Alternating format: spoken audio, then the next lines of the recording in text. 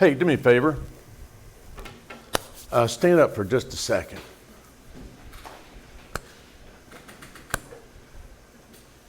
Stand up. You got this. Stretch a little bit. Now, I want you to do me a favor, another favor. I don't get to see this a lot in worship. Smile. We're here. We get to celebrate. Let's celebrate God today. Okay? Thank you. I want you to kind of shake up a little bit. You know, sometimes we take this church stuff so seriously. And I can almost feel sometimes someone twisting my ear and pulling up my sideburns like my dad used to do. Because by golly, that's what you're supposed to do in worship. This is a celebration of life, and the reason that we're here is that we get to do things for God. And so that is an amazing thing to do. And that's, while that is a serious task to do, it's also something we get to do with interacting with each other. And one of the things we're going to talk about with this prayer, and if you're watching on like on video, and you want this form, just comment on there, send it, and it'll get all your information. I'll send you the link to the paperwork that we'll be passing out for the next 8 weeks, and so we'll take a part of that. But really, these questions are very, very critical for us because you have to. I want you. I'm not going to test them. Only Larry's, only grade Larry's, but I want you to test it. See, that's where you're supposed to smile.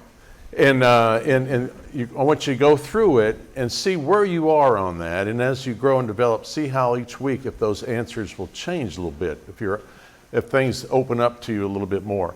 Prayer is not something, really anything that we do with our faith isn't really what we talk a lot about, how we grow and develop our faith.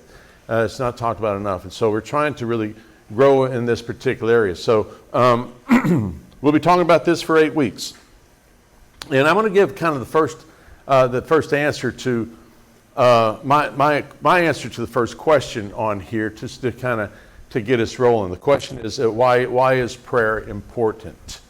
I'm going to answer it in a way that I don't think that might surprise you a little bit. We're going to end up talking a lot about that today. I would say about prayer, and this is something I did not believe when I was at the very beginning of my ministry and even helping churches in their process of learning how to pray. This has been stuff that's been revealed to me over the last probably about 10, 15 years. So it's not like you go into seminary and all of a sudden you get all the answers. I'll go back a little bit and say, one of the things that I struggled with prayer, I went to go talk to my theology professor, Dr. Gallons, and one of my favorite people in the world. And I sat in his office and started going, man, I don't get this prayer thing. I don't understand it. And so we started talking about that, and I just said, well, what do you think about it? How does prayer work? And he looked at me and said, I don't know. I don't know.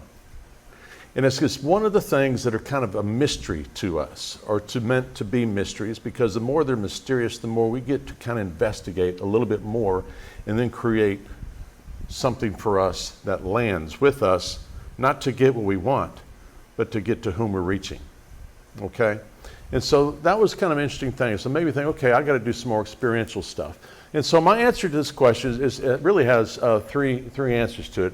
When I think about what prayer, what I would say that prayer, why it's important, is that one, it is the most effective way for us to have communication with God. And I want us to think about communication. What I was taught about communication through my major with speech communications was the most effective way to communicate is how? Well, you're doing a very good job right now. You're not talking. Right. It's listening. It's listening. It's listening.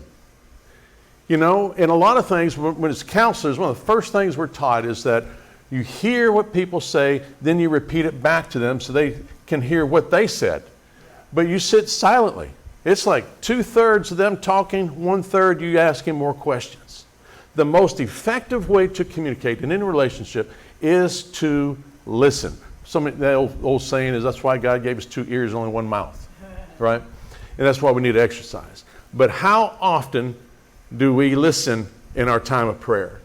How often do we talk in our prayer? It's almost as if we don't know how to listen to that which isn't vocal like I'm vocal.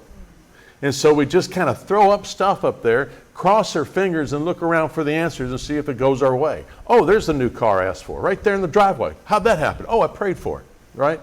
And so communication is a phenomenal way of which we communicate with God. And it's the best tool that we have to have a relationship with God. It's the best way in which we communicate with God, period.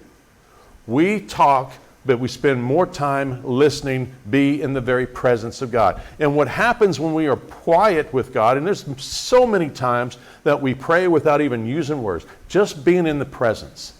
If God is a spirit, we're not going to talk into that spirit. We're going to let our spirit talk with that spirit. And we're just going to bask in that presence. Anybody ever have a baby or child or a grandchild? And what's the coolest thing that you can do with that child when they're a baby? Hold them. They're not talking to you.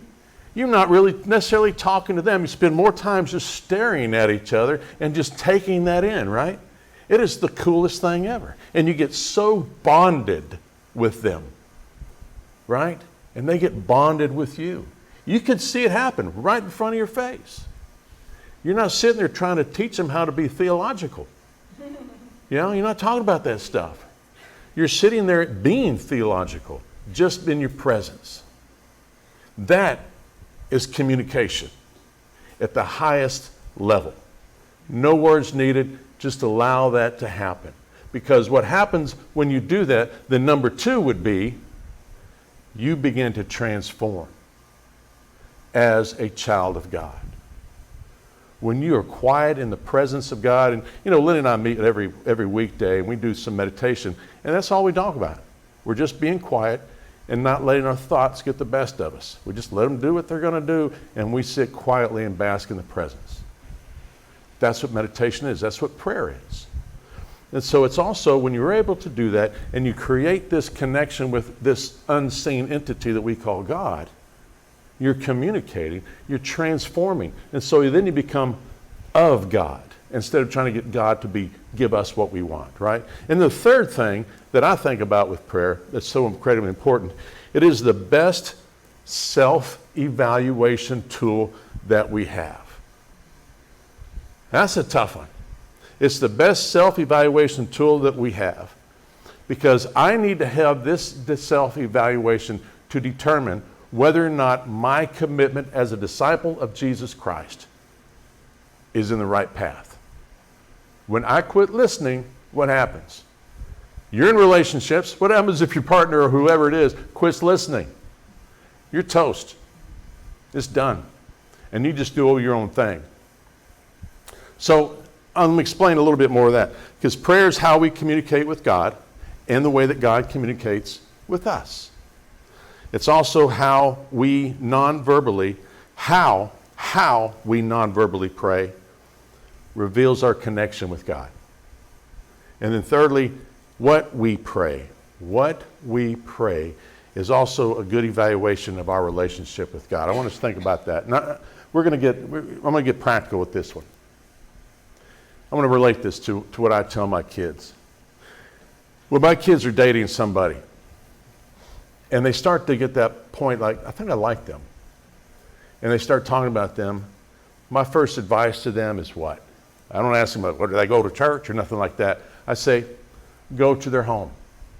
Go be around their family. Go be around their friends. Interact with them.